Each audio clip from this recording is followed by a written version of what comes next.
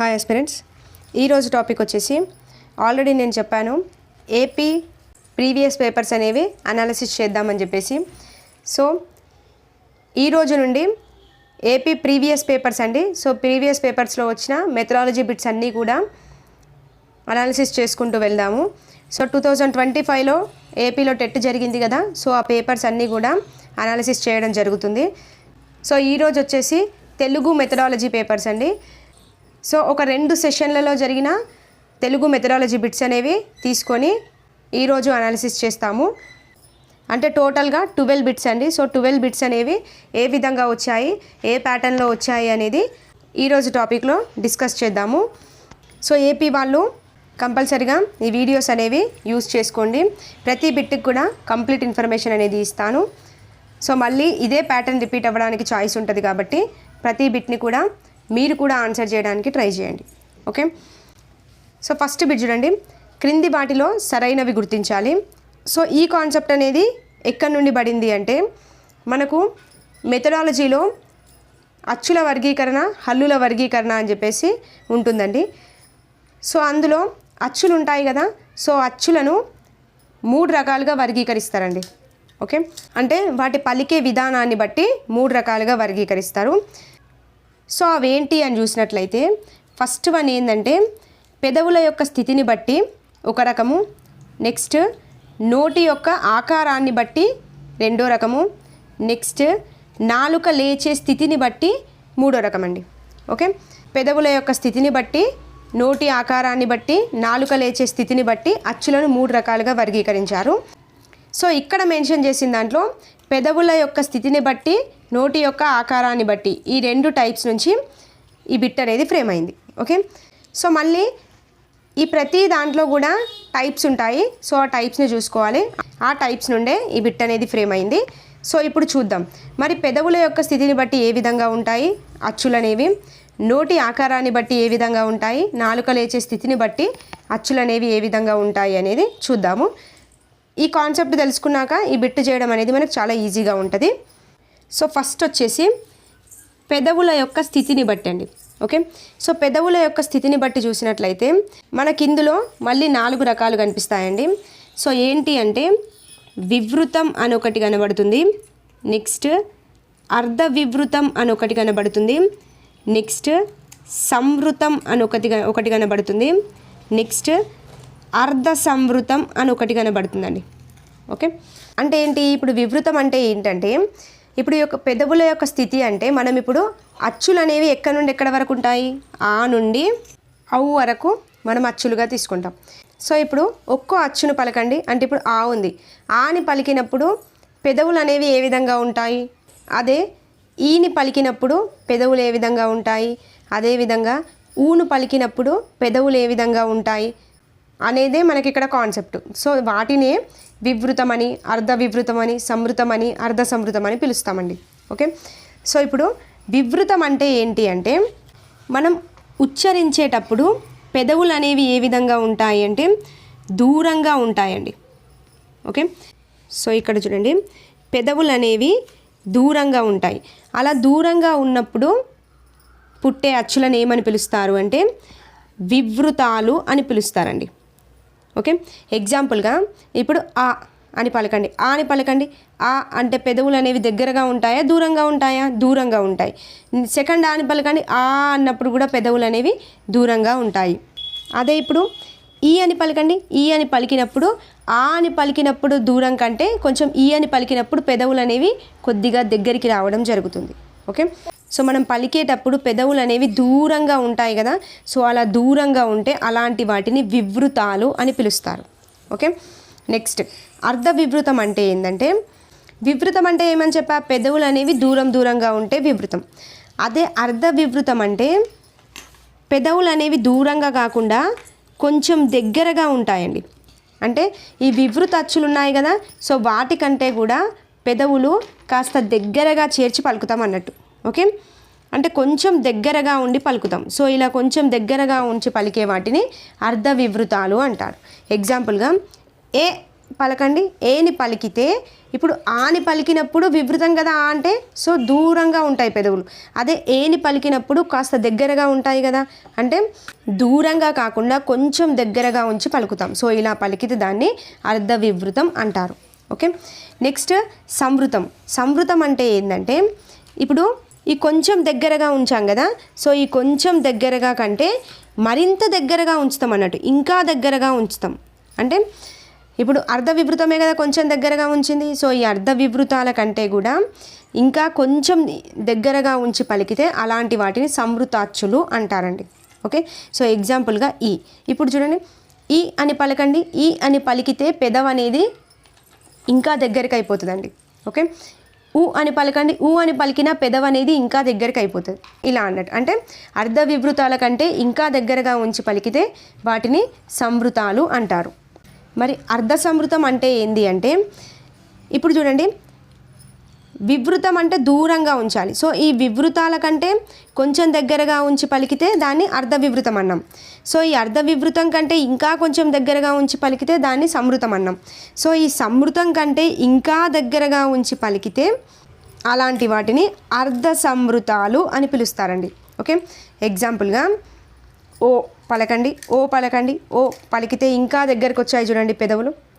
So ఇలా అన్నట్టు, అర్థమైందా? సో ఇది పెదవుల స్థితిని బట్టి 4 రకాలుగా ఉంటాయి. సో వివృతం అంటే ఏంటంటే పెదవులు అనేవి చాలా దూరంగా ఉంటాయి.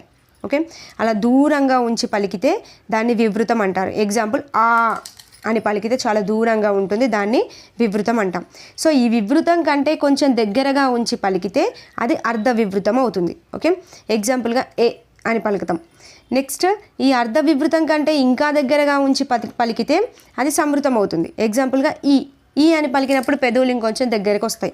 సో ఇలా పలికితే అది సంవృతం. సో ఈ సంవృతం కంటే ఇంకా దగ్గరగా ఉంచి పలికితే పెదవులను దాన్ని అర్ధ సంవృతం అని పిలుస్తాం. ఓకే, ఎగ్జాంపుల్గా ఓ. ఓకే, ఇది అన్నట్టు, ఇది పెదవుల యొక్క స్థితిని బట్టి అండి. ఓకే, నెక్స్ట్ నోటి యొక్క ఆకారాన్ని బట్టి చూసినట్లయితే మనకి ఇందులో కూడా 2 రకాలే ఉంటాయండి. సో ఏంటంటే ఒకటి వర్తులితం అని ఒకటి ఉంటుంది, నెక్స్ట్ వచ్చేసి అవర్తులితం అని ఉంటుందండి. ఓకే, వర్తులితం ఉంటుంది, అవర్తులితం ఉంటుంది. సో వర్తులితం అంటే ఏంటంటే పెదవులు అనేవి గుండ్రంగా ఉన్నప్పుడు పుట్టే అచ్చులండి. ఓకే, పెదవులు అనేవి గుండ్రంగా ఉండాలి మనం పలికినప్పుడు. ఇప్పుడు ఊ పలకండి, ఊ అని పలికితే మన పెదవులు ఏ విధంగా ఉంటాయి, రౌండ్ షేప్లో వస్తాయి. ఓకే, రు అని పలికిన రౌండ్ షేపే, ఓ అని పలికిన రౌండ్ షేపే. సో ఇలా రౌండ్ షేప్లో అంటే గుండ్రంగా ఉన్నప్పుడు పలికితే అలాంటి వాటిని వర్తులితాలు అని పిలుస్తారు. ఓకే, నెక్స్ట్ అవర్తులితం అంటే ఏంది, గుండ్రంగా ఉన్నప్పుడు పలికితే వర్తులితం. సో గుండ్రంగా కాకుండా విడివిడిగా ఉన్నప్పుడు పలికితే దాన్ని అవర్తులితం అని పిలుస్తాం. ఎగ్జాంపుల్ ఆ పలకండి, గుండ్రంగా ఉంటుందా, ఆ పలికితే ఉండదు, ఈ పలికితే ఉండదు, ఏ పలికినా ఉండదు. ఓకే, ఇలా గుండ్రంగా లేకుండా ఉన్నప్పుడు పుట్టే వాటిని అవర్తులితాలు అని పిలుస్తారు. ఓకే, సో ఇప్పుడు క్వశ్చన్ చూడండి, క్వశ్చన్ చూస్తే మనం ఈ స్టేట్మెంట్లో మనం ఈజీగా ఆన్సర్ చేయొచ్చు. ఓకే, చూడండి, ఉచ్చరించేటప్పుడు పెదవులు అనేవి దూరంగా ఉన్నప్పుడు పుట్టేవి సంవృతాలు. చెప్పండి, పెదవులు అనేవి దూరంగా ఉన్నప్పుడు పుట్టేవి ఏమని చెప్పాను, వివృతమే కదా. పెదవులు దూరంగా ఉంటాయి వివృతాలు పలికేటప్పుడు. ఎగ్జాంపుల్గా ఆని పలికితే పెదవి అనేది దూరంగా ఉంటుంది. సో ఇలా ఉన్నప్పుడు పలికితే అవి సంవృతాల కాదు కదా, వివృతాలు అవుతాయి. మరి సంవృతం ఎప్పుడవుతుంది, అర్ధ వివృతం కంటే దగ్గరగా ఉండాలి, ఇంకా అలాంటప్పుడు సంవృతం అవుతుంది. సో దూరంగా అన్నాడు కదా, సో దూరంగా ఉన్నప్పుడు పుట్టేవి వివృతాలు కదా, సో ఇది తీసేస్తాం. ఓకే, ఎందుకు, సరైనవి కాబట్టి. నెక్స్ట్ చూడండి, పెదవులు అనేవి కొంచెం దగ్గరగా ఉన్నప్పుడు పుట్టే అచ్చులు అర్ధ వివృతాలంట. చెప్పండి, వివృతం అంటే దూరంగా ఉండాలి, ఈ దూరంగా కాకుండా కొంచెం దగ్గరగా ఉన్నప్పుడు పుట్టేవి ఏమని చెప్పా, అర్ధ వివృతాలే కదా. సో కొంచెం దగ్గరగా ఉన్నప్పుడు పుట్టే అచ్చులు అర్ధ వివృతాలే కదా. ఎస్, ఎగ్జాక్ట్లీ, ఇది కరెక్ట్ అవుతుంది. ఓకే, నెక్స్ట్ చూడండి, పెదవులు అర్ధ వివృత స్థితి కంటే మరింత దగ్గరగా ఉన్నప్పుడు పుట్టే అచ్చులు వివృత అచ్చులు. చూడండి ఏమన్నాడు, అర్ధ వివృత స్థితి కంటే, చూడండి అర్ధ వివృత స్థితి కంటే మరీ దగ్గరగా ఉన్నప్పుడు పుట్టేవి ఏమవుతాయి, సంవృతాలు అవుతాయి కదా. మరి వివృతాచ్చులు ఎందుకు అవుతాయి, వివృతం అంటేనే దూరంగా ఉండాలి. సో ఇక్కడ దగ్గరగా ఉన్నప్పుడు పుట్టే అచ్చులు ఏమవుతాయి, అర్ధ వివృతానికి సంవృతం అవుతుందే తప్ప వివృతం కాదు కదా, కాదు. సో ఇది తీసేస్తాం. ఓకే, జస్ట్ ఇది ఒక్కటి గుర్తుపెట్టుకుంటే సరిపోద్ది, ఇది ఈజీగా చేయొచ్చు. నెక్స్ట్ చూడండి, పెదవులు గుండ్రంగా ఉన్నప్పుడు పుట్టేవి వర్తులితాలు. చూడండి, పెదవులు గుండ్రంగా ఉన్నప్పుడు పుట్టేవి వర్తులితాలే కదా. సో గుండ్రంగా లేకుంటే పుట్టేవి అవర్తులితాలు అవుతాయి. సో ఇది మనకి కరెక్టే అవుతుంది. ఓకే, సో మనకి ఆ ఈ రెండే కరెక్ట్ అవుతాయి. బట్ ఇక్కడ ఆ ఈ అనే ఆప్షనే ఇవ్వలేదు. బట్ మనకి ఆప్షన్లో ఏమి ఇచ్చాడు తెలుసా, ఇవన్నీ కరెక్ట్ అవుతాయని ఇచ్చాడు. యాక్చువల్గా అయితే కరెక్ట్ అయ్యేది ఆ ఈ మాత్రమే కరెక్ట్ అవుతాయి. బట్ కీలో మాత్రం వీటన్నింటికి ఇచ్చాడు. బట్ కాన్సెప్ట్ ఓరియంటెడ్గా వెళ్తే ఇవన్నీ అనేవి రాంగ్ అవుతుంది. జస్ట్ ఆ ఈ మాత్రమే కరెక్ట్ ఆన్సర్ అవుతుందండి. ఓకే, చూడండి మీకే క్లారిటీ వస్తుంది. దూరంగా ఉన్నప్పుడు పుట్టేవి సమృతాలు అయితే కాదు కదా, వివృతాలు పుడతాయి. సో సమృతం కావాలి అంటే అర్ధ వివృతం కంటే మరీ దగ్గరగా ఉన్నప్పుడు పుట్టాలి. ఓకే, సో కాన్సెప్ట్ అర్థమైతే ఈ బిట్కి ఈజీగా ఆన్సర్ చేయొచ్చు. ఇది కాన్సెప్ట్, మెయిన్ కాన్సెప్ట్. క్లియర్? ఒకసారి ఆన్సర్ కూడా చూపిస్తాను మీకు. చూడండి, యాక్చువల్గా అయితే ఆన్సర్ 1 2 3 4 మొత్తం రైట్ అని ఇచ్చాడు. బట్ ఇందులో ఇది రాంగ్ అవుతుంది, ఇది కూడా రాంగ్ అవుతుంది. ఓన్లీ ఆ ఈ మాత్రమే రైట్ అవుతుందండి. ఓకే, సో కాన్సెప్ట్ ఓరియంటెడ్గా మేబీ నాకు తెలిసి దీనికి ప్రతి ఒక్కరికి మార్క్ అనేది యాడ్ కావచ్చు.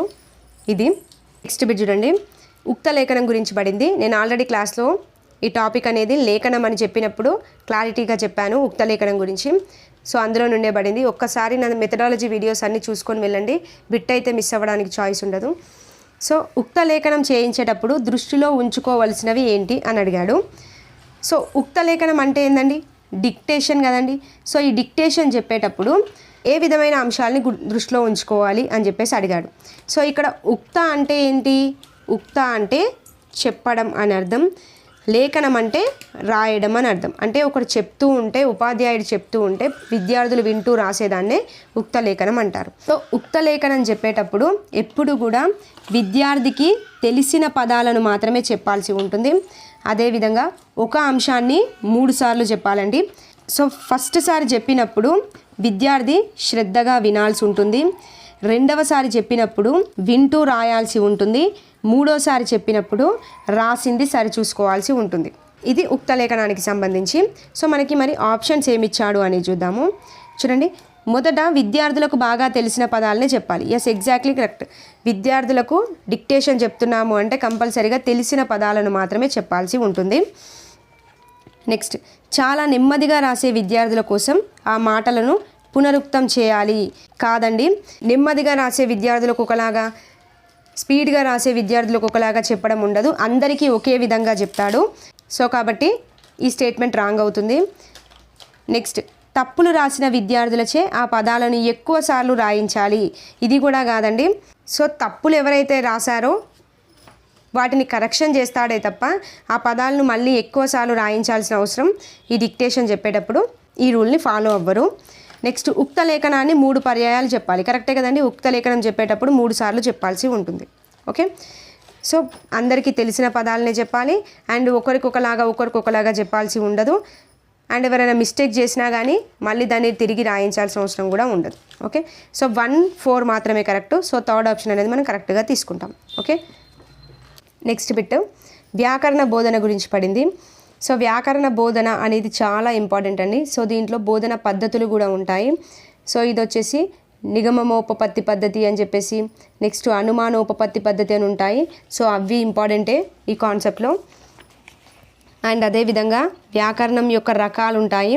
సో దీంట్లో వర్ణనాత్మక వ్యాకరణం కావచ్చు, చారిత్రక వ్యాకరణం, తులనాత్మక వ్యాకరణం అని ఉంటాయి. సో వీటి నుండి నెంబర్ ఆఫ్ టైమ్స్ బిట్స్ కూడా ఫ్రేమ్ అయ్యాయి. సో అది ఇంపార్టెంట్. మ్యాక్సిమం ఆ 2 కాన్సెప్ట్ల నుంచే బిట్ అనేది ఫ్రేమ్ అవుతుంది. సో అది కాకుండా ఇంకెక్కడి నుంచి బిట్ ఫ్రేమ్ అవుతుంది అంటే ఈ వ్యాకరణ బోధనలో సోపానాలు ఉంటాయి. సో ఆ సోపానాల నుంచి కూడా బిట్ అనేది ఫ్రేమ్ అవుతుంది. సో అక్కడ నుండి బిట్ అనేది ఫ్రేమ్ అయింది చూడండి. సో వ్యాకరణ బోధన సోపానాలు వచ్చేసి మనకు 4 ఉంటాయండి. సో దాంట్లో ఒకటి ప్రవేశం అని ఒకటి ఉంటుంది, నెక్స్ట్ ప్రదర్శన అని ఒకటి ఉంటుంది, నెక్స్ట్ పునర్విమర్శ అని ఒకటి ఉంటుంది, నెక్స్ట్ ఇంటి పని అని చెప్పేసి ఒకటి ఉంటుంది. ఈ 4 ఉంటాయి. సో ప్రవేశంలో ఏం చేస్తారు అంటే పూర్వజ్ఞాన పరిశీలన చేస్తారు, ఉన్మికీకరణ చేస్తారు, శీర్షిక ప్రకటన అనేది ఈ ప్రవేశంలో చేస్తారు. ఓకే, నెక్స్ట్ ప్రదర్శన అంటే ఒక పాఠాన్ని ప్రదర్శించాలి. ఆ ప్రదర్శించేటప్పుడు అందులో కూడా కొన్ని టైప్స్ ఉంటాయి. ఆ టైప్స్ని బట్టి వెళ్ళాల్సి ఉంటుంది. ఓకే, సో ఈ ప్రదర్శనలో ఏమేమి ఉంటాయి అంటే, సో ఇప్పుడు మనకు ప్రదర్శన నుండే పడింది. ప్రదర్శనలో వచ్చేసి మనకు పద సేకరణ అని ఉంటుంది, నెక్స్ట్ వచ్చేసి పద విశ్లేషణ అని ఉంటుంది, నెక్స్ట్ వచ్చేసి సూత్రీకరణ అని ఉంటుంది, నెక్స్ట్ వచ్చేసి సూత్రం యొక్క వివరణ, నెక్స్ట్ వచ్చేసి అభ్యసన కృషి అని ఉంటుందండి. సో ఇవి ఉంటాయి, బట్ దీంట్లో ఏమేమి ఉంటాయి అనేది కూడా ఇంపార్టెంట్. ఓకే, ఇప్పుడు దీంట్లో నుండే పడింది బిట్టు. సో ఈ పద సేకరణలో ఏముంటాయి అంటే అంశం యొక్క సేకరణ చేయాలి అండ్ ఇక్కడ ఎగ్జాంపుల్స్ని తీసుకోవాలి, అంటే ఎగ్జాంపుల్స్ని కూడా సేకరించాల్సి ఉంటుంది. ఓకే, ఈ పద సేకరణలో మరి పద విశ్లేషణలో ఏం చేస్తారు అంటే అంశం యొక్క వివరణ చేస్తారండి, అది కూడా చర్చా పద్ధతి రూపంలో చేస్తారు. ఓకే, నెక్స్ట్ సూత్రీకరణ ఏ విధంగా చేస్తారంటే సూత్రీకరణ ఏ విధంగా చేస్తాం, సూత్రీకరణ చేస్తున్నాము అంటే అది ఆగమన పద్ధతి. సో ఆగమన పద్ధతి ద్వారా సూత్రీకరణ చేస్తారు. మరి సూత్రం వివరణ, సూత్రం డైరెక్ట్గా ఇచ్చేసాడు, సో దాన్ని వివరించాలి అంటే నిగమన పద్ధతి. సో నిగమన పద్ధతి. నెక్స్ట్ అభ్యసన కృషిలో దోషం ఏమైనా ఉంటే దాన్ని సవరించడం జరుగుతుంది. ఓకే, తర్వాత పునర్విమర్శ చేసి ఇంటి పని ఇస్తారు. సో ఇక్కడ ఏం అడిగాడు, వ్యాకరణ బోధనలో ప్రదర్శనం సోపానంలో అంశ సేకరణ అనే ఉపసోపానంలో ఏముంటుంది చూడండి. అంశ సేకరణ పద సేకరణ ఉండేది మనకు ఫస్టే కదా. సో ఈ అంశ సేకరణ పద సేకరణలో ఏముంటాయని చెప్పాను, ఎగ్జాంపుల్స్ అనేవి యూజ్ చేస్తాడు. ఓకే, ఇందులో ఉండేవి మనకి ఎగ్జాంపుల్స్ అనేవి యూజ్ అవుతాయి. ఓకే, అదే పద విశ్లేషణలో అయితే చర్చా పద్ధతిని వాడతాడు. సో మనకు అడిగింది పద సేకరణ అంశ సేకరణ కాబట్టి ఎగ్జాంపుల్స్ అనేవి తీసుకుంటాడు ఇక్కడ. సో చూడండి, విద్యార్థుల నుంచి సూత్రాన్ని సంగ్రహించాలంట. సూత్రాన్ని సంగ్రహించాలి అంటే అది ఆగమన పద్ధతి అవుతుంది కదా. సో అంశ సేకరణలో రాదు కదా, సో అది సూత్ర వివరణ కిందకి వెళ్ళిపోతుంది. సో ఇది తీసేస్తాం. నెక్స్ట్ విద్యార్థుల నుంచి రాబట్టిన ఉదాహరణలను వివరించాలి. ఇక్కడ ఉదాహరణలు కరెక్టే, కానీ వివరించాలి అనేది కాదండి. ఏం చేయాలి అంటే బోధనాంశాన్ని బోధించుటకు అనుకూలమైన ఉదాహరణలను విద్యార్థుల నుండి సంగ్రహించాలి. ఓకే, ఉదాహరణలను విద్యార్థుల నుండి తీసుకోవాలి తప్ప దాన్ని వివరించాలి కాదు, విద్యార్థుల నుండి ఉదాహరణలు తీసుకోవాలి. సో ఇది కరెక్ట్ అవుతుంది. ఓకే, వివరించిన అంశాల ఆధారంగా విద్యార్థులతో సూత్రీకరణ చేయాలి అంటే అది నిగమన పద్ధతి కిందకి వెళ్ళిపోతుంది కదా, అంటే ఇక్కడ సూత్ర వివరణ కిందికి వస్తుంది అది. సో ఇది తీసేస్తాం. ఓకే, ఇదండి. అంటే అక్కడ ఉండే సోపానాలలో అంశ సేకరణ పద సేకరణ గురించి అడిగాడు. సో అందులో ఏముంటుంది అనేది కూడా ఇంపార్టెంట్. ఓకే, మళ్ళీ చెప్తున్నాను, పద సేకరణలో ఉండేది ఎగ్జాంపుల్స్, అంటే ఎగ్జాంపుల్స్ని విద్యార్థుల నుండి తీసుకోవాల్సి ఉంటుంది. పద విశ్లేషణ చేసేటప్పుడు చర్చా పద్ధతి ద్వారా చేయాలి.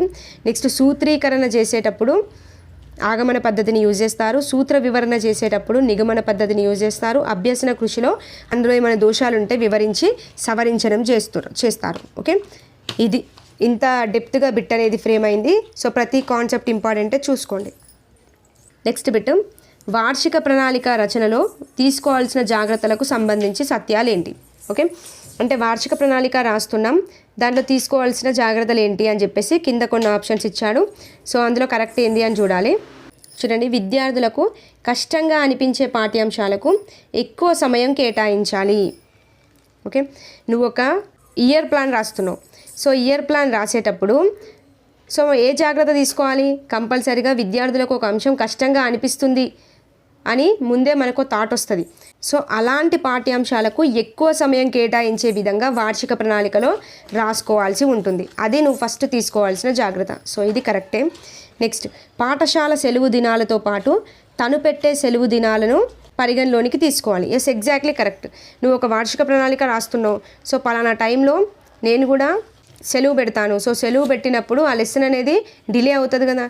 సో అలా కాకుండా ముందే ఒక జాగ్రత్తను తీసుకొని వార్షిక ప్రణాళిక రాసుకోవాలి. సో ఇది మనం తీసుకోవాల్సిన జాగ్రత్త. నెక్స్ట్, సంవత్సరానికి విద్యార్థులు సాధించాల్సిన సామర్థ్యాలకు అనుగుణంగా ఉండాలి. సో సామర్థ్యాలకు అనుగుణంగా కంపల్సరీగా ఏ ప్రణాళిక అయినా ఉండాలి. సో 3 కరెక్టే. సో 4th ఆప్షన్ అనేది మనం కరెక్ట్గా తీసుకుంటాం. ఓకే, ఇక్కడ తీసుకోవాల్సిన జాగ్రత్తలు అడిగాడు. సో ఇవన్నీ కరెక్టే అవుతాయి. నెక్స్ట్ బిట్ చూడండి, వ్యాసరచనకు ఉండవలసిన లక్షణాలను తెలిపి విద్యార్థుల వ్యాసరచనలో ఆ లక్షణాలు ఉన్నాయో లేదో పరీక్షించుటకు ఉపయోగపడేవి. ఓకే, ఒక ఎస్సే రైటింగ్ కాంపిటీషన్ పెట్టారు. సో దానికి ఏమేమి లక్షణాలు ఉండాలి అని చెప్పేసి తెలిపేసి విద్యార్థులకు ఆ లక్షణాలు ఉన్నాయో లేదో అని పరీక్షించుటకు ఉపయోగపడేవి ఏంటి. ఓకే, చూడండి, నిర్ధారణ మాపనలు అంటే రేటింగ్ స్కేల్సే కదండి. సో రేటింగ్ స్కేల్స్ అంటే ఏంటి అంటే సో ఇలా స్కేల్ అనేది ఉంటుంది, ఒక 7 పాయింట్ల స్కేల్ అనేది. సో దాంట్లో ఆ లక్షణం అనేది ఏ స్థాయిలో ఉంది అని చెప్పేసి మనం ఒక రేటింగ్ ఇస్తాం. ఓకే, ఏ స్థాయిలో ఉందో రేటింగ్ ఇవ్వడానికి యూజ్ చేసేవి నిర్ధారణ మాపనలు. బట్ ఇక్కడ ఏమన్నాడు, ఉన్నాయో లేదో జస్ట్ పరీక్షించాలి, బట్ ఏ స్థాయిలో ఉందో తెలపలేం కదా, సో తెలపమని అడగలేడు కదా, సో ఉన్నాయో లేదో పరీక్షించాలి కాబట్టి నిర్ధారణ మాపని కాదు ఇక్కడ. ఓకే, నెక్స్ట్ చూడండి, అప్రమాణిక సూచికలు అంట. అప్రమాణిక సూచికలు అసలు అవ్వదు. నెక్స్ట్ శోధనా సూచికలు. శోధనా సూచిక అంటే ఏంటంటే ఒక లక్షణం ఉందా లేదా అని తెలపడానికి, అంటే జస్ట్ ఉందా లేదా అని చెప్పేసి చూడడం కోసం వాడేటివి శోధనా సూచికలు. ఓకే, ఏ స్థాయిలో ఉందో తెలపడానికి వాడేది నిర్ధారణ మాపని, బట్ ఉందా లేదా అని చూడాలి అంతే. సో చూడండి, ఉన్నాయో లేదో పరీక్షించాలి, సో ఉందా లేదా చూడడానికి యూజ్ చేసేదే శోధనా సూచిక. సో ఇది మనకు కరెక్ట్ అవుతుంది. ఓకే, ప్రామాణిక సూచికలు కూడా అవ్వదండి, ఉందా లేదా చూడాలి కాబట్టి దానికోసం యూజ్ చేసేది శోధనా సూచికని యూజ్ చేస్తాం.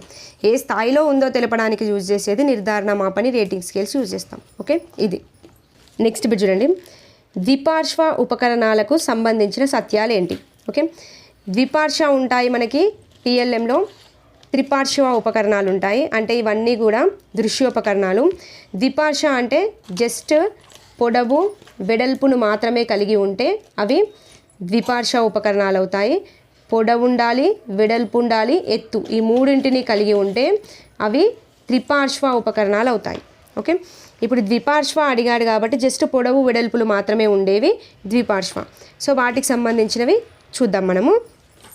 చూడండి, ఇవి జస్ట్ పొడవు వెడల్పులను మాత్రమే కలిగి ఉంటాయి. ఎస్, ద్విపార్శ్వ అంటేనే పొడవు వెడల్పులు ఉంటాయి, త్రిపార్శ్వ అంటే ఎత్తు కూడా ఉంటుంది. సో ఇది కరెక్టే. నెక్స్ట్, మాతృకలన్నీ ద్విపార్శ్వ ఉపకరణాలే. చూడండి, మాతృకలన్నీ ద్విపార్శ్వ ఉపకరణాలు అవుతాయా? కాదు కదండి. సో ఇక్కడ మాతృక అంటే ఏంటంటే 3D ఉపకరణాలకు సంబంధించినవంటి, అంటే ఏవైనా అక్షరాలు అనేవి ఇట్లా ఉబికి వచ్చినట్లుగా కనిపిస్తాయి. సో ఇలాంటి వాటిని మాతృకలు అంటారు. సో మాతృకలన్నీ కూడా త్రిపార్శ్వ ఉపకరణాలు అవుతాయి, అంటే ఎత్తు కూడా ఉంటుంది కాబట్టి ఇవి త్రిపార్శ్వ ఉపకరణాలు, ద్విపార్శ్వ అయితే కాదు. ఓకే, నెక్స్ట్, రేఖా చిత్రాలు, కథా చిత్రాలన్నీ కూడా ద్విపార్శ్వానే. Yes, exactly correct. చిత్రం అని కనబడింది అంటే ఇప్పుడు వర్ణ చిత్రాలు కావచ్చు, రేఖా చిత్రాలు, కథా చిత్రాలు. నెక్స్ట్, మెరుపు అట్టలు ఉంటాయి, మెరుపు అట్టలు కూడా జస్ట్ పొడవు వెడల్పే ఉంటాయి, అవి కావచ్చు. స్థూలాకృతి చిత్రాలు కావచ్చు, ఇవన్నీ కూడా మనకు ఛాయాచిత్రాలు, ఇవన్నీ కూడా మనకు ద్విపార్శ్వ ఉపకరణాలే అవుతాయి. సో రేఖా చిత్రాలు, కథా చిత్రాలు కూడా ద్విపార్శ్వానే, ఇది కరెక్ట్. నెక్స్ట్, కీలు బొమ్మలు, తోలు బొమ్మలు, ఇవన్నీ కూడా త్రిపార్శ్వ ఉపకరణాలు అవుతాయి. ద్వి కాదు, ఇది త్రిపార్శ్వ ఉపకరణాలు. ఓకే, కీలు బొమ్మలు అంటే జస్ట్ పొడవు వెడల్పులే ఉంటాయా? ఉండవు కదా. సో తోలు బొమ్మలైనా కీలు బొమ్మలైనా ఎత్తును కూడా కలిగి ఉంటాయి. సో ఇవి త్రిపార్శ్వ ఉపకరణాలు అవుతాయి. సో మనకి ఈ రెండే కరెక్ట్. సో ఫస్ట్ ఆప్షన్ అనేది కరెక్ట్గా తీసుకుంటాం. ఓకే, ఇది టీఎల్ఎం క్లాస్ కూడా ఉంది, చూసుకోండి. శిశువు తన జాగ్రత్తావస్థలో ఏ భాషలో ఆలోచిస్తాడో, నిద్రావస్థలో ఏ భాషలో కలగంటాడో అదే అతని మాతృభాషగా భావించడం సమంజసం అని నిర్వచించింది ఎవరు? ఓకే, నేను ఆల్రెడీ నిర్వచనాలు చెప్పాను, షార్ట్ కట్ పాయింట్స్ చెప్పాను. సో ఆ క్లాస్ చూస్తే మీకు ఈజీగా అర్థమైపోతుంది. నేను ఇక్కడ చెప్పాను కలగంటాడో. సో కళల గురించి మాట్లాడారు అని అంటే, సో కళ గురించి మాట్లాడారు, కళ గురించి కనబడింది అంటే అది బల్లార్డ్ అవుతుంది అని చెప్పాను. ఓకే, కళ గురించి కనబడితే అది బల్లార్డ్. సో బల్లార్డ్ అనేది మనకి ఇక్కడ కరెక్ట్ ఆన్సర్ అవుతుంది. ఓకే, సో రైబర్న్ కాదు, బట్ ఇక్కడ రైబర్న్ కూడా ఆన్సర్ ఇచ్చాడు, కానీ ఇది రైబర్న్ అయితే కాదు.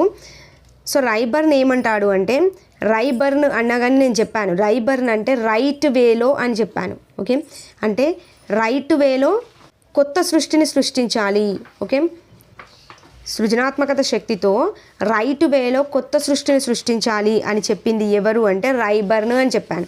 అంటే ఇక్కడ మనకి క్వశ్చన్లో సృజనాత్మకత శక్తితో కొత్త సృష్టి చేయడానికి మాతృభాష మానవుడికి సాధనం అని ఇస్తే అది రైబర్న్ అని చెప్పాను. గాంధీజీ అయితే కాదు, గాంధీజీ అనగానే ఏం గుర్తు రావాలి? సౌందర్య దృష్టి గుర్తు రావాలని చెప్పా. సో సౌందర్య దృష్టి, ఆనందానుభూతి కనబడింది అంటే అది గాంధీజీ అని చెప్పా. సో గోపాలకృష్ణ గోఖలే కూడా కాదండి. జస్ట్ నిర్వచనాలు క్లాస్ చూడండి, ఏ బిట్ వచ్చినా ఆన్సర్ చేస్తారు, మ్యాక్సిమం దాంట్లో నుండే బిట్ ఫ్రేమ్ అవుతుంది. సో ఇక్కడ కళల గురించి మాట్లాడాడు అంటే అది బల్లార్డ్ అనేది ఆన్సర్గా తీసుకోవాలి. ఓకే, నెక్స్ట్ బిట్, క్రింది భాషణ దోషాలను సంబంధిత పదాలతో జతపరచాల్సి ఉంటుంది. సో ఇక్కడ జస్ట్ మనకి అల్ప ప్రాణాలు అంటే ఏంటి, మహాప్రాణాలు అంటే ఏంటి, అనునాసికాలు అంటే ఏంటి, ఇవి తెలిస్తే మనం ఈజీగా ఆన్సర్ పెట్టొచ్చు. అండ్ సంయుక్తాక్షరం అంటే ఏంది, ద్విత్వాక్షరం అంటే ఏంది అవి తెలిస్తే చాలండి. సో అల్ప ప్రాణాలు అంటే ఏమని చెప్పాను. సో ఇప్పుడు కచటతప ఉంటాయి. సో ఈ కచటతప మరియు గజడదబ అని ఉంటాయి. సో ఈ గజడదబ ఈ రెండు కూడా అల్ప ప్రాణాలు అవుతాయి.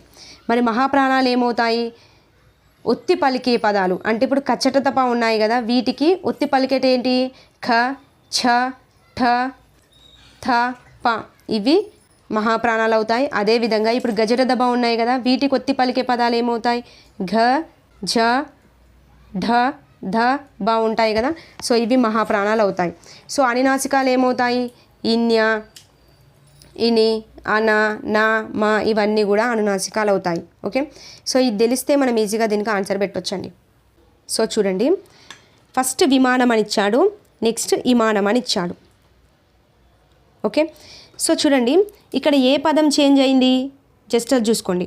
ఇక్కడ విమానంలో ఇక్కడ వి ఉంది, ఇక్కడ ఇమానంలో ఇక్కడ ఈ ఉంది. అంటే ఇక్కడ వి అనేది ఈగా మారింది, అంతే కదండి. సో ఇక్కడ వి అనేది ఈగా మారింది. సో అది ఏ విధంగా మారింది అనేది చూస్తే సరిపోద్ది. చూడండి ఇప్పుడు వి అంటున్నాం, వి అనేది అచ్చా హల్లా, ఒకటి చెప్పండి. వి అనేది వా, వా అనేది మనకి హల్లే కదండి, సో హల్ అవుతుంది. మరి ఈ అనేది అచ్చు అవుతుంది కదా, సో అచ్చు పదం కదా. అంటే ఇక్కడ హల్లు అనేది అచ్చుగా మారింది. అంటే ఇక్కడ వీకి బదులుగా ఈ వాడాము, అంటే హల్లుకు బదులుగా అచ్చు అనేది వాడాము ఫస్ట్ దాంట్లో, అంతే కదండి. సో ఆప్షన్ చూడండి, అల్ప ప్రాణాలను మహాప్రాణాలుగా కాదు, అనునాసిక ఉచ్చారణ కాదు, సంయుక్త అక్షరాలు కాదు. చూడండి హల్లుకు బదులుగా అచ్చు పలకడం, అంతే కదండి. వి అంటే హల్లు, ఈ అంటే అచ్చు, సో హల్లుకు బదులుగా అచ్చు పలికాం. సో ఫస్ట్ దానికి మనం వా అని తీసుకుంటాం, అంతే కదండి. హల్లుకు బదులుగా అచ్చు పలికాం. నెక్స్ట్ చూడండి హరిశ్చంద్రుడు, హరిశ్చంద్రుడు. ఇక్కడ ఏం చేంజ్ అయింది, ఇక్కడ హరిశ్చంద్రుడు అంటే షాకి చావొత్తు వచ్చింది, ఇక్కడ హరిశ్చంద్రుడు అంటే చాకి చావొత్తు వచ్చింది. ఓకే, మరి ఇది ఏ విధంగా మారింది చూడండి. షాకి ఫస్ట్ దాంట్లో చావొత్తు వచ్చింది, సెకండ్ దాంట్లో చాకి చావొత్తే వచ్చింది. అంటే సంయుక్తాక్షరాలు ద్విత్వాక్షరాలు తెలుసు కదండి. ద్విత్వాక్షరం అంటే ఏంది, ఒక హల్లుకు అదే హల్లు ఒత్తుగా చేరాలి. అంటే ఇప్పుడు కాకి కావొత్తే చేరాలి. సో ఇప్పుడు చాకి చావొత్తే చేరింది అంటే ఇది సంయుక్తమా ద్విత్వమా, ద్విత్వం కదా. సో ద్విత్వాక్షరం వచ్చింది. మరి ఇక్కడ ఏంది, షాకి చావొత్తు చేరింది అంటే ఒకదానికి అదే హల్లు ఒత్తుగా చేరితే అది ద్విత్వాక్షరం, ఒక హల్లుకు వేరే హల్లు ఒత్తుగా చేరితే సంయుక్తాక్షరం కదా. సో షాకి చావొత్తు చేరింది, సో ఇది సంయుక్తాక్షరం అవుతుంది. అంటే ఇక్కడ సంయుక్తాక్షరానికి బదులుగా ఏం పలికాం, ఇక్కడ ద్విత్వాక్షరం పలికాం. ఎక్కడుంది చూడండి, లా చూడండి, సంయుక్తాక్షరాలను ద్విత్వాక్షరాలుగా పలికాం కదా. ఎస్, సో ఇది మనకు సెకండ్ దానికి లా అనేది తీసుకుంటాం. ఓకే చూడండి, నిర్దేశం, నిర్దేశం అని ఉందండి. సో నిర్దేశం అంటే ఇట్లా దేలో మనకి రెండో పదం దేలో మనకి ఏముందండి, ఇక్కడ రాకి దావొత్తు వచ్చింది, ఇక్కడ రాకి ఒత్తి పలికినాం. ఓకే, అంటే ఒక ఒత్తు పదం అనేది పలికినాం. సో ఇప్పుడు ఇది దావొత్తు కదండి, జస్ట్ దా అనుకోండి, తావొత్తు అవుతుంది, నిర్దేశం అంటాం. సో ఇది తావొత్తు అవుతుంది. సో ఇలా ఒత్తి పలికినాం కదండి. సో ఇలా తీసుకుంటే ఏమైంది, సో ఇది దా అనేది అల్ప ప్రాణమా మహాప్రాణం అవుతుందా అండి చెప్పండి. సో మన గజడదబాలో దా అనేది అల్ప ప్రాణం కిందికే వస్తుంది కదా. సో ఇది అల్ప ప్రాణం అవుతుంది. సో నెక్స్ట్ దాంట్లో థ అన్నాం. సో థ అంటున్నాము అంటే అది మహాప్రాణమే అవుతుంది కదా. సో ఇది మహాప్రాణం అవుతుంది. అంటే అల్ప ప్రాణాలకు బదులుగా మహాప్రాణాన్ని పలికాం ఇక్కడ. సో ఈకి యా అనేది మనం తీసుకుంటాం. ఓకే, నెక్స్ట్ చూడండి, జ్ఞానం, జ్ఞానం అని ఉంది. ఓకే, సో జ్ఞానం అంటే జ్ఞా అంటే ఇన్య అనేది వచ్చింది కదండి. సో ఇన్య అనేది మనకు అనునాసికం అవుతుంది. సో ఇక్కడ జ్ఞానం పలికాం. సో ఇక్కడ అనునాసిక ఉచ్చారణ దోషం కలిగింది కదా, కలిగింది. సో ఈకి రా అనేది తీసుకుంటాం. ఓకే, సో ఇప్పుడు ఆకి వా ఉండాలి. ఎక్కడుంది, సెకండ్ ఆప్షన్లో ఉంది, థర్డ్ ఆప్షన్లో ఉంది. నెక్స్ట్ సెకండ్ ఆకి లా ఉండాలి, second option, third option. Next ఈకి ఉండాల్సింది యానే కదా. సో యా ఉండాలి. సో సెకండ్ ఆప్షన్ అనేది మనం కరెక్ట్గా తీసుకుంటాం. ఓకే, అంటే ఏ పదం పలికేటప్పుడు ఏ విధంగా పలికారు అనేది మనకి కాన్సెప్ట్ అనేది తెలిస్తే మనం ఈజీగా ఆన్సర్ పెట్టొచ్చు. Okay, clear, I hope you understand. Next, Skinner ప్రతిపాదించిన operant conditioning theory of the learning ఆధారంగా రూపొందించిన బోధనా వ్యూహం ఏంటి. సో స్కిన్నర్ ప్రతిపాదించిన సిద్ధాంతంలో మనకు కనబడేది ఒకటి కార్యక్రమయుత అభ్యసనమే కనబడుతుంది కదండి. సో స్వీయ బోధన చేస్తాడు అంటే కొన్ని చట్రాలను ఇస్తారు, ఆ చట్రాల ఆధారంగా పిల్లవాడే సొంతంగా నేర్చుకోవడానికి ట్రై చేస్తాడు. సో ఇక్కడ పిల్లవాడే స్వీయ బోధన చేస్తాడు, స్వీయంగా కరెక్షన్ కూడా చేసుకుంటారు. సో దాన్ని కార్యక్రమయుత అభ్యసనం అంటారు. సో వ్యక్తి పద్ధతి కాదు, సూక్ష్మ బోధన కాదు, బృంద బోధన కాదు. స్కిన్నర్ బోధన వ్యూహంలో కనబడేదే కార్యక్రమయుత అభ్యసనం. సో మనకు ఇది ఆన్సర్గా తీసుకుంటాం. సో ఇది మనకు సైకాలజీలో కొంచెం కాన్సెప్ట్ పైన గ్రిప్ ఉన్న ఈజీగా పెట్టొచ్చు, బట్ ఇదే తెలుగు మెథడాలజీలో వేశాడు. నెక్స్ట్ బిట్, సంస్థాగత ప్రణాళికలో ఉండవలసిన అంశం ఏంటి అని అడిగాడు. సో నేను నెంబర్ ఆఫ్ టైమ్స్ నా క్లాసెస్లో చెప్తూనే ఉన్నాను. అండ్ తెలంగాణలో జరిగిన ప్రీవియస్ పేపర్స్ కూడా అనాలిసిస్ చేశాను. సో ఏపీ వాళ్ళు వాటిని కూడా చూసుకోండి, ఎందుకంటే రెండు సేమ్ ఉంటాయండి, అంటే సిలబస్ అనేది ఏం చేంజ్ ఉండదు. సో అక్కడ యూజ్ అయినవి ఇక్కడ కూడా బిట్స్ మళ్ళీ రిపీట్ కావడానికి ఛాయిస్ ఉంటుంది కాబట్టి చూసుకోండి, కాన్సెప్ట్ ఇంపార్టెంట్ మనకి. సో సంస్థాగత ప్రణాళిక అనేది ఒక పాఠశాల అభివృద్ధి కోసం రాసుకునే ప్రణాళిక అండి. ఓకే, అంటే పాఠశాలను అభివృద్ధి చేయడానికి ఏ ఏ వనరులు అనేవి అవసరమవుతాయి అనేది దృష్టిలో ఉంచుకొని రాసుకుంటాం. సో దాంట్లో దృష్టిలో ఉంచుకోవాల్సిన అంశాలు ఏంటి అంటే సహపాఠ్య కార్యక్రమాలు కంపల్సరిగా సంస్థాగత ప్రణాళికలో రాస్తాము. అదేవిధంగా సమాజం కోసం పాఠశాలలో నిర్వహించాల్సిన కార్యక్రమాలను కూడా కంపల్సరిగా సంస్థాగత ప్రణాళికలో మెన్షన్ చేస్తాం. విద్యా సంస్థ వారి రోజువారీ పాలన కూడా మనం సంస్థాగత ప్రణాళికను రాస్తాం. నెక్స్ట్ భౌతిక వనరుల పెంపుదల, ఆర్థిక వనరుల సమీకరణ. వనరులు కనబడింది అంటే అది సంస్థాగత ప్రణాళిక. సో ఇది కూడా కరెక్టే. సో మనం 4th ఆప్షన్ అనేది కరెక్ట్గా తీసుకుంటాం. ఇవన్నీ కూడా సంస్థాగత ప్రణాళికలో ఉంటాయి. సో ఇన్ డీటెయిల్ ఇన్ఫర్మేషన్ కావాలి మీకు సంస్థాగత ప్రణాళిక అంటే మన క్లాస్ చూడండి సరిపోద్ది. నెక్స్ట్ బిట్, బహుళైచ్ఛిక ప్రశ్నల ప్రయోజనం ఏంటి? ఓకే, బహుళైచ్ఛిక ప్రశ్నలు అంటే ఏంటండి, ఇప్పుడు మనం కాంపిటేటివ్ ఎగ్జామ్లో రాసేవన్నీ కూడా బహుళైచ్ఛిక ప్రశ్నలే కదా. ఒక క్వశ్చన్ ఇస్తాడు, కింద ఒక 4 ఆప్షన్స్ ఇస్తాడు, లేదంటే 5 ఆప్షన్స్ కూడా ఇస్తాడు. సో దాంట్లో మనం సరైన సమాధానాన్ని ఎంచుకొని రాస్తాం, అంతే కదండి. అది బహుళైచ్ఛిక ప్రశ్న అంటే మల్టిపుల్ చాయిస్ క్వశ్చన్. సో దాని యొక్క ప్రయోజనం ఏంటి అని అడుగుతున్నాడు. చూడండి, ఈజీగా పెట్టొచ్చు. చూడండి, వీటిని రూపొందించడానికి చాలా తక్కువ సమయం పడుతుందంట. చూడండి, ఒక మల్టిపుల్ చాయిస్ క్వశ్చన్ రెడీ చేయాలి అంటే చాలా ఎక్కువ సమయం తీసుకుంటుందండి. ఎందుకంటే అక్కడ ఇచ్చే ఆప్షన్స్లో ఒక 2 ఆప్షన్స్ కరెక్ట్ అనిపించే విధంగా ఉంటాయి, ఒక 2 ఆప్షన్స్ అసలు ఎలిమినేట్ చేసే విధంగా ఉంటాయి. అండ్ వాటిని క్రియేట్ చేయాలి అంటే చాలా సమయం తీసుకుంటుంది. కాబట్టి తక్కువ సమయం కాదు, ఎక్కువ సమయం పడుతుంది. సో ఇది ప్రయోజనం కాదు. నెక్స్ట్, విశ్వసనీయత ఉంటుంది. Yes, exactly correct. విశ్వసనీయత అంటే ఏంది? ఇప్పుడు ఒక పిల్లవాడు ఉన్నాడు, ఆ పిల్లవాడు రాసిన ప్రశ్నపత్రాన్ని ఎన్నిసార్లు దిద్దినా కానీ ఒకే విధమైన మార్కులు రావాలి, అది విశ్వసనీయత అంటారు. ఓకే, అంటే ఇప్పుడు multiple choice question paper exam పెట్టారు. ఇప్పుడు మనదే టెట్ పేపర్ ఉంది. సో మన టెట్ పేపర్లో కీ వచ్చినప్పుడు ఒక 120 మార్క్స్ వచ్చాయి అంటే ఒక పిల్లవాడికి, సో ఎంతమంది మళ్ళీ కరెక్షన్ చేసినా 120 మార్క్సే చూపిస్తుంది పేపర్, అంతే తప్ప ఎక్కువ వస్తాయి తక్కువ వస్తాయి అని ఉంటుందా? ఉండదు కదా. ఇది మన వ్యాసరూప క్వశ్చనా? ఏదైనా ఒక వ్యాసం ఇచ్చాడు అంటే దానికి ఒక్కొక్కరి పర్సెప్షన్లో ఒకరు దిద్దుతారు కాబట్టి డిఫరెంట్గా వస్తాయి మార్క్స్ అనేవి. బట్ ఇక్కడ బహుళైచ్ఛిక సమాధాన ప్రశ్నలు అయితే ఏ విధంగా ఉంటుంది? ఎన్ని మార్క్స్ వచ్చాయో మళ్ళీ ఎంతమంది దిద్దినా అన్ని మార్క్సే వస్తాయి. సో దీనికి విశ్వసనీయత అనేది కంపల్సరీగా ఉంటుంది. నెక్స్ట్, విద్యార్థుల యొక్క విచక్షణ, వివేచన, ఎంపిక సామర్థ్యాలు పరీక్షించలేమంట. ఎందుకండి? వివేచన బయటపడదా? అతని యొక్క ఎంపిక చేసుకునే విధానం బయటపడదా? విచక్షణ బయటపడదా? డెఫినెట్గా బయటపడుతుంది. సో ఇక్కడ బయటపడదని అన్నాడు కాబట్టి తీసేస్తాం. నెక్స్ట్, లక్ష్యాత్మకంగా ఉండవంట. ఎందుకు ఉండవండి? లక్ష్యాత్మకంగా కంపల్సరీగా ఉంటాయి. సో ఇది కరెక్ట్. సో ఇది రాంగ్ ఆన్సర్. సో ఇక్కడ ప్రయోజనం ఏంటి అంటే విశ్వసనీయత అనేది డెఫినెట్గా ఉంటుంది.